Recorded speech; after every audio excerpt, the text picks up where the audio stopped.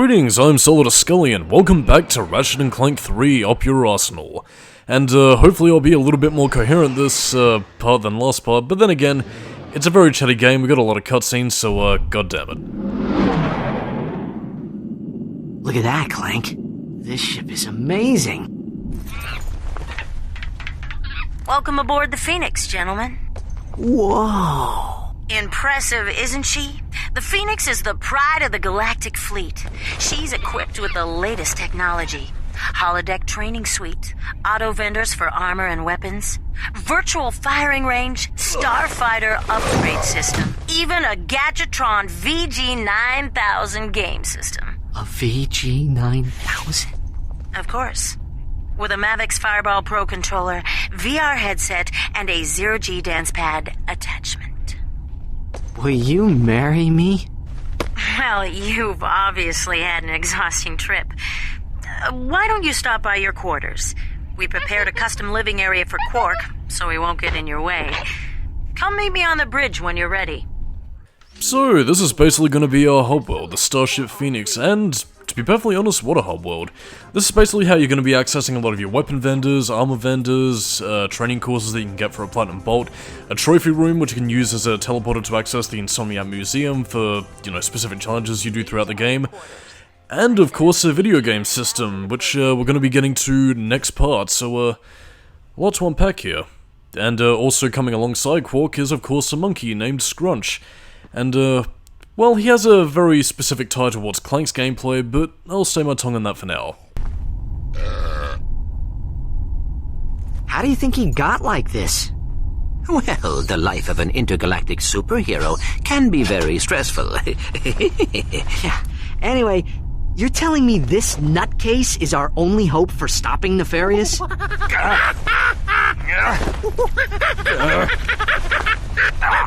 We're hosed. So, yeah, that's pretty much our primary objective, getting Quark back up to snuff, since, well, he's pretty much the only person who knows how to beat Dr. Nefarious, this evil villain from his past, that is, equal parts comedic, but also threatening, kind of, sort of. I think recent games have kind of had a bit of a Dr. Eggman effect on him, where he was once kind of, sort of threatening, if a bit insane, but nowadays is more so relegated towards, like, comic relief, archetypal villain status, which is kind of apropos given that Dr. Nefarious himself was inspired by old, vintage sci-fi and radio serial drama villains from the 1930s and shit, so I don't know what to make of it. We're losing the signal. Try boosting the power. Isn't that the president? They came out of nowhere! Tyrannoid invasion force! Presidential compound has been breached! Cannot hold out much longer here! Mr. President! Dad! Are you there? Dad? Robotic citizens of the Solana Galaxy, the hour of your liberation is at hand! Too long have we robots suffered under the bigotry, the stupidity, the squishiness and foul stench of organic life forms. Soon, all robots will bask in the liberty and equality of my benevolent, iron-fisted rule. And as for you filthy organic life forms, you can look forward to being disintegrated. That's all for now. Plot a course from Arcadia. Maximum speed. Prepare the dropship for planetary assault. We're going in. We'll see you on Arcadia.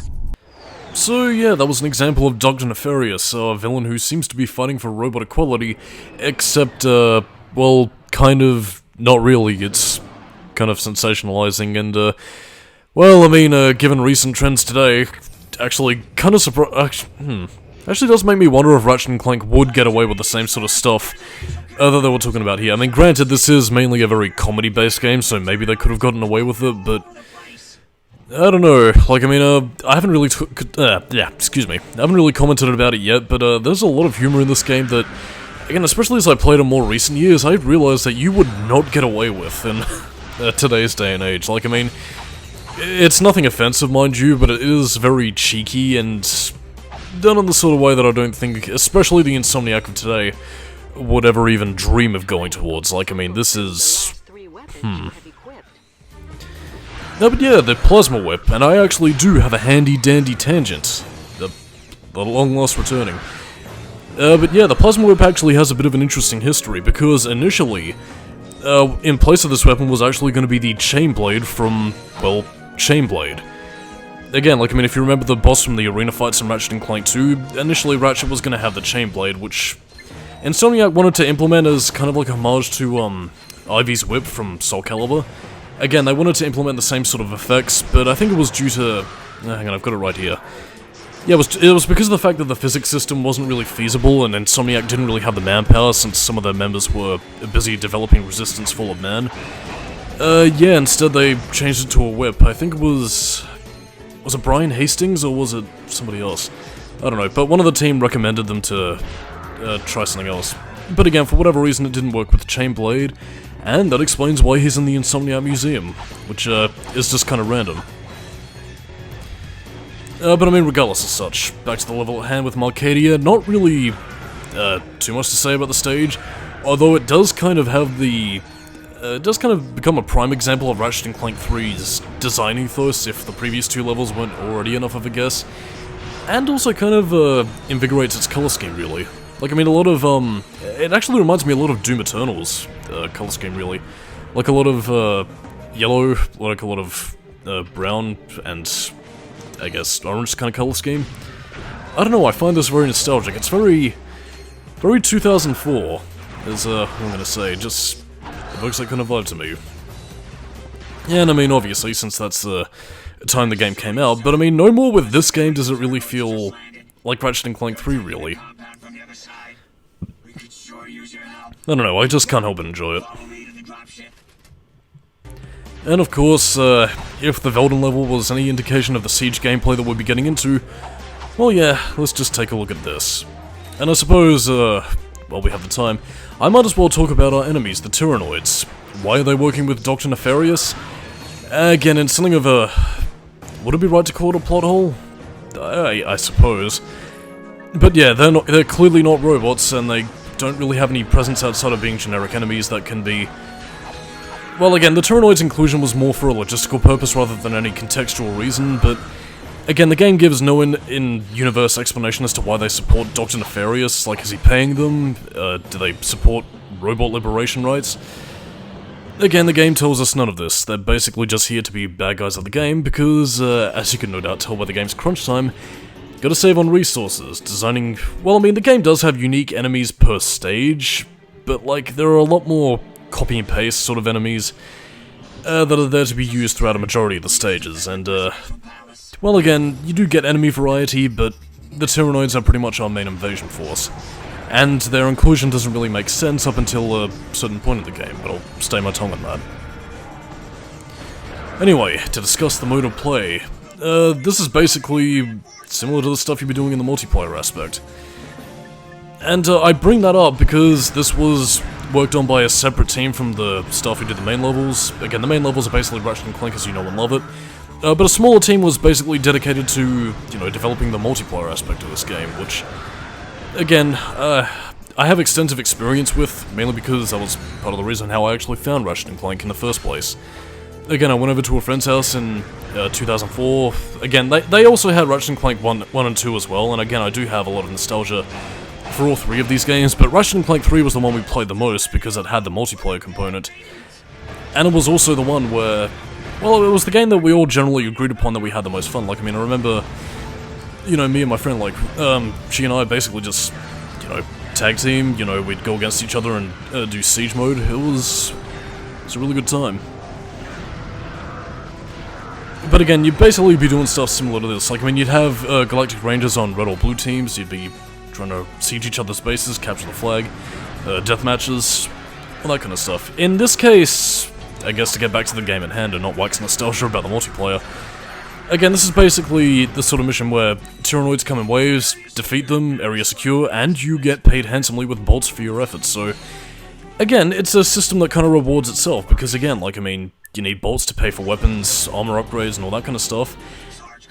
And of course, you know, you're doing a bunch of different challenges that revolve around the game's core gameplay. Again, it's third-person shooter action, flipping around, using a bunch of different weapons, and again, you don't just have the generic bomb, shotgun, pistol, and all that kind of stuff.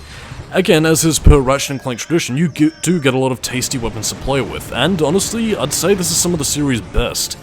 I mean, you have some returning weapons, particularly from the Megacorp lineup from Ratchet & Clank 2, as we'll soon be seeing, but you do also have some new ones that I can't wait to explore with you guys today. I suppose the Plasma Whip is also an apropos example of one of them. And again, unlike Ratchet & Clank 2, these weapons also upgrade significantly differently. Whereas they only upgraded once in Ratchet & Clank 2, here you now have 5 versions of them. Again, you can choose to upgrade them again, and by the time they hit version 5, they become a completely different weapon, and, well, it's pretty sweet. Like, I mean, the other upgrades you get from versions, you know, 2 through 4, again, they basically get little perks. Like, I mean, you have little the stuff that you would have otherwise bought as mods from Slim Cognito and Ratchet 2, essentially become part of the upgrades. So again, like you see that little acid burning thing on the Tyrannoids over there? Again, that's, like, again, that would usually be as a result of, like, an acid mod being added towards your weapon. To go back to the N60 Storm, which is the basic pistol machine gun loadout, again, with that, I believe by, like, level 3 or 4, you end up getting a lock-on mod for that. You know, which is excellent, because you can lock onto targets and fire away. So again, like, I mean, Ratchet & Clank 3 has taken strides to improve a lot of the gameplay facets here, but again, a lot of what is here was also in Ratchet & Clank 2, and, I don't know. Like, it's a system that's basically just fine-tuned to perfection, I feel. But that does come with a bit of a cost, and, we'll be talking about that a little bit later. And of course, since this is a game from the mid-2000s, or early 2000s, really. Yeah, I'd say mid-2000s, because every game needs to have this. We have our Get to the Turret mission where we have to shoot down the ships, and was probably the source of a lot of early game overs from, people, especially when you were younger. I don't know what it is, maybe it was just the fact that as kids you kind of lack the reflexes, or like the hand-eye coordination or some shit, but I don't know. This was definitely a choke point for me when I was playing the game back in 2004. But I mean, apart from that, like, I mean, while one might call the, you know, the sort of mission-based squad gameplay a little bit boring, I don't know, I find kind of an appeal about this. Again, not necessarily with Marcadia, but definitely with one of the future missions. Because again, a lot of what Ratchet & Clank 3 is all about is going to different planets with the Galactic Rangers, and basically, well, liberating them from the Tyrannoids. Again, you're going back, slowly gaining more and more ground, and eventually freeing the planet from the Tyrannoid influence. And again, like, I mean, it's not quite as... It's not quite as large scale as you might think it would be. It's usually like a small area of a city, or like a little plateau desert area kind of thing, but again, like, it feels very... If I could use an example, it reminds me a lot of Star Wars Battlefront, actually.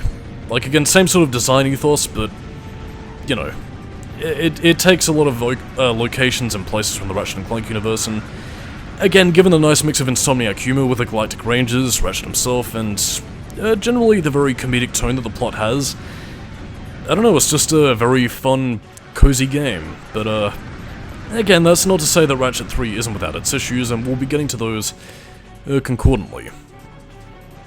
By which I mean much later on, if I run out of anything to talk about, really. I suppose, if there is anything else I could also say for the time being... Anything at all? Well, I mean, I'm kind of panning out for time here, so I suppose I could talk about the Galactic Rangers in a little bit more depth, because, there was actually a very interesting mechanic that was actually cut out from an earlier build of the game. Again, they were initially going to have commands that you could issue to them via a gadget called the Bullhorn. I believe there was some cut dialogue from one of the earlier prototypes. I don't think it was a demo or anything, but... yeah, I'm guessing the command system probably would have worked in a similar fashion to what Merc and Greenwood later used in Ratchet Deadlocked. But yeah, that was cut out of the game and I guess saved. I think even, I think it was either one of the trailers or like in the game itself where... Clank would basically say, yeah, they're much more useful than the Galactic Rangers, who are kinda shit. I don't know. But again, like, I mean, it's not to say that these are missions just for gameplay's sake either. Like, I mean, again, you will have contextual actions of Okay, you use the turret in one mission. Oh no, the turret broke down. Protect the rangers and defend them from the Tyrannoids, don't let them get blown up while they're repairing the turret. And again, in the next mission after that, you know, they will be using the turret to take down, you know, a lot of the airships and cannon fire. So again, like, I mean, if there is anything I can say about these Spartan gameplay levels, that they do have a nice degree of context. Like, I mean, it's not enough that it would break the bank in terms of, you know, development resources and crunch time and all that, but it would be enough so that, you know, you have enough context to know what you're doing aside from video game man does video game things, and that's what I really appreciate about Ratchet & Clank 3. Like, I mean, in any other case, I think I'd probably be criticizing this for just sort of padding the game out, but I don't know, like, there is an attempt, you know, whether or not that works for everybody is up to interpretation, but I at least appreciate the attempt to try and make it seem like you're doing a tangible thing rather than just whatever, you know?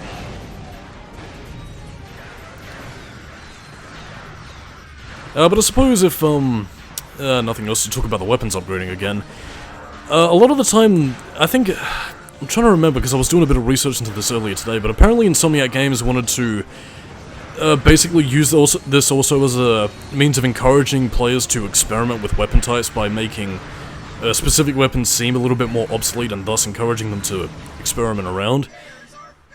Like, I mean, again, this works in some cases. Like, I mean, the machine gun with the N60 Storm does end up becoming rather useless once you upgrade it fully.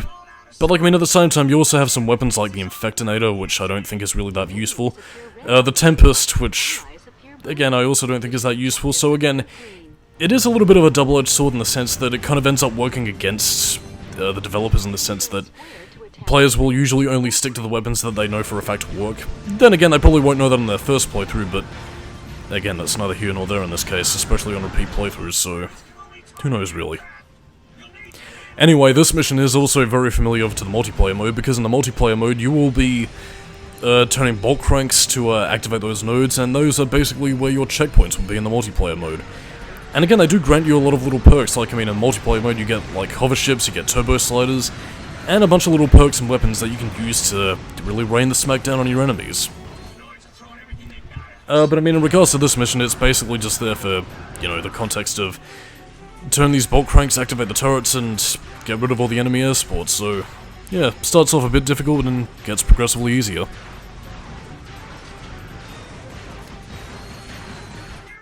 But I mean, putting that as... again, like, I mean, you do still have a lot of things to keep you engaged, like, I mean, I might be just pausing for thought here, but that's because, like, a lot of what Ratchet & Clank 3 does is so mechanically simple that it doesn't really need much of an explanation.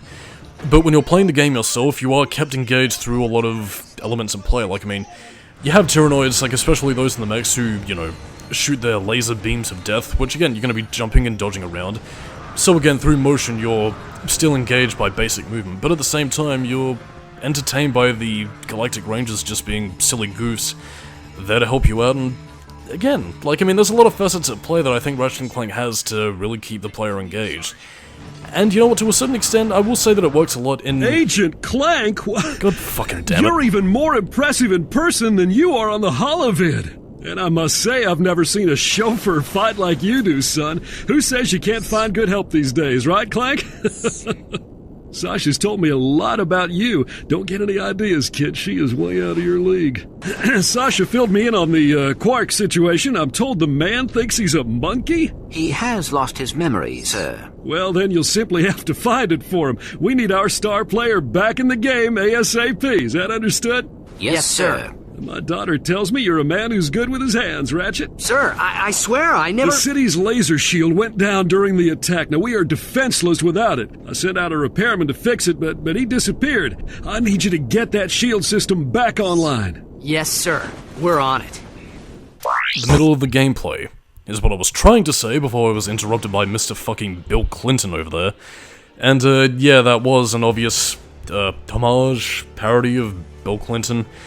A bit of an old joke, but even still, just a little reminder that even PS2 Ratchet was hashtag Gadgetron of its era, and you will notice that a lot, which, you know what, I think I'll save that, but in terms of the comedy of Ratchet & Clank 3, I will still say that it's hit and miss on the, but not quite on the level of Ratchet & Clank 2. I'd say it's more, I'd say it's more like 70-30, really. Like, I mean, I'd say that a lot of the jokes generally tend to land reasonably well, but there are some that do absolutely fall flat, and... You know, and it kind of pains me to say that, because, like, I mean, I used to find these jokes gut-bustingly hilarious when I was a kid, but... I don't know. It might just be my humor changing as I've gotten older, or it's just the writing flaws itself, but... I don't know. Yeah, it's just a thing. But anyway, to talk about the Refractor, which we were initially going to get on Florana with Skid McMarks, but instead get here just sort of lying around. Yeah, these were actually inspired by the... I believe it was the light puzzles from Ocarina of Time. What temple was it? Was it the light... I don't know, Zelda. By the way, you also get a skill point for using the Refractor to kill a lot of the Tyrannoids. Again, you can use... And again, a really cool mechanic, actually, is that you can deflect the lasers from, you know, the mech Tyrannoids that you saw right there. Again, you can't deflect regular blaster bolts or anything like that, so... Yeah, only beams of light. But again, use those beams of light, particularly the red ones. The blue ones don't actually shoot back, so... Yeah, use the red laser beam to shoot down the Tyrannoids, and you will get yourself a tasty little skill point.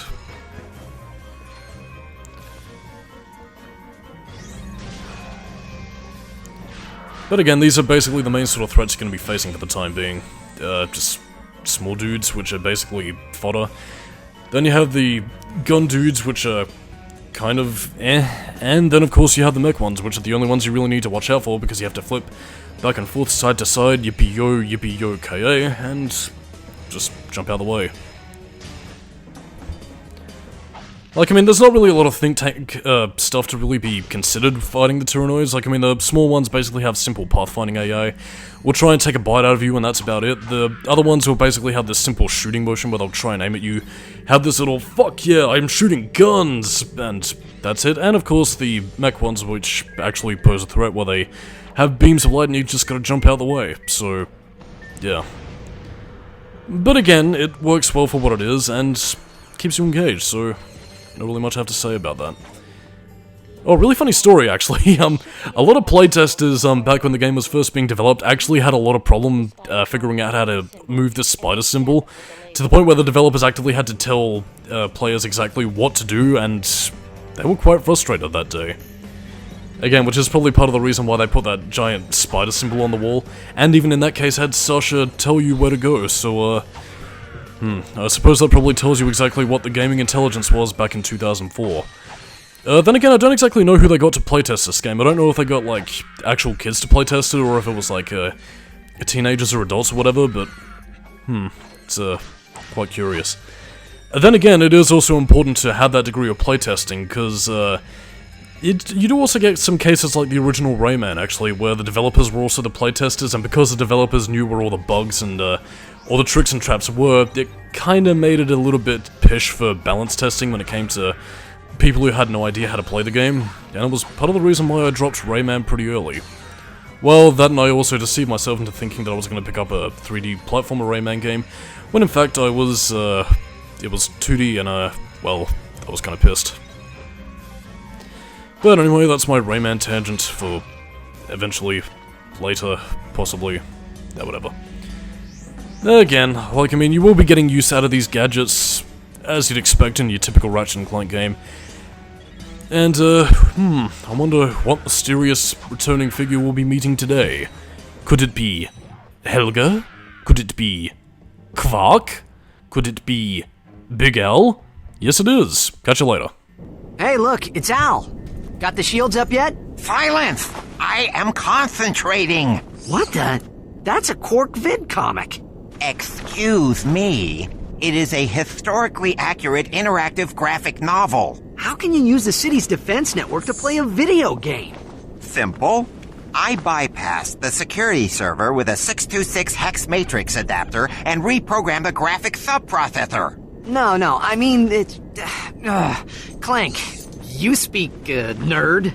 It appears you have a feedback loop in the induction coils of your DB3 signal processor. Impossible! I ran a recursive checksum on the signal matrix. Hey, there is a feedback loop. I don't know what happened. May we borrow this vid comic? Treat it gently. It is a first edition. Perhaps this will help restore Quark's memory. Shield power restored.